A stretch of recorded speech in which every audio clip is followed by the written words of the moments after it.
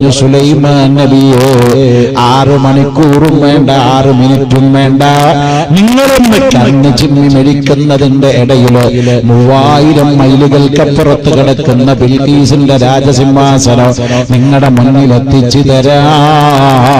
പറഞ്ഞ മുസ്ലിയാരുടെ പേരെന്താണെന്നറിയോ? ആസഫ് ബിൻ ബുർഖിയ.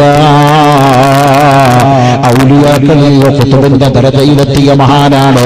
ഖളർ നബി അലൈഹിസ്സലാമുമായി ബന്ധപ്പെട്ട മഹാനാണ്. ഇസ്മുൽ ആദം കാണാതെ പഠിച്ച മഹാനാണ്.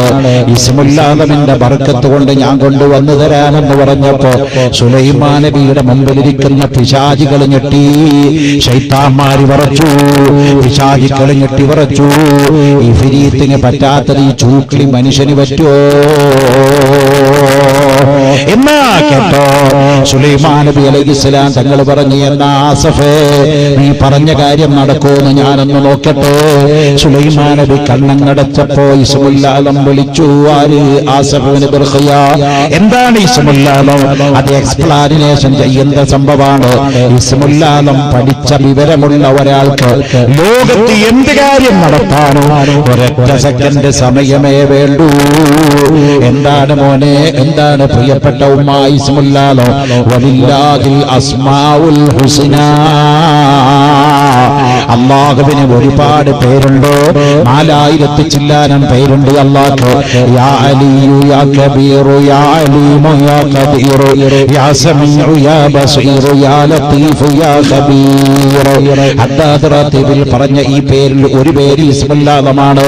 അതിന്നതാണെന്ന് പറഞ്ഞു തന്നിട്ടില്ല. അതിന്നതാണെന്ന് ഒരാൾക്ക് അറിഞ്ഞാൽ ഈ ലോകത്ത് എന്ത് കാര്യം നടത്താനും കണ്ണടച്ച് മീക്കുന്നതിന്റെ സമയമേ വേണ്ടൂ. എനിക്കിപ്പോ മക്കത്തൊന്നെത്തണം, കണ്ണൊന്നടച്ച് മീച്ചാ മതി.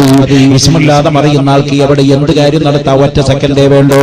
അത് അറിയിക്കപ്പെട്ട മനുഷ്യനാണ് ആസഫ് ബിൻ ബുർഖിയ റളിയല്ലാഹു അൻഹു.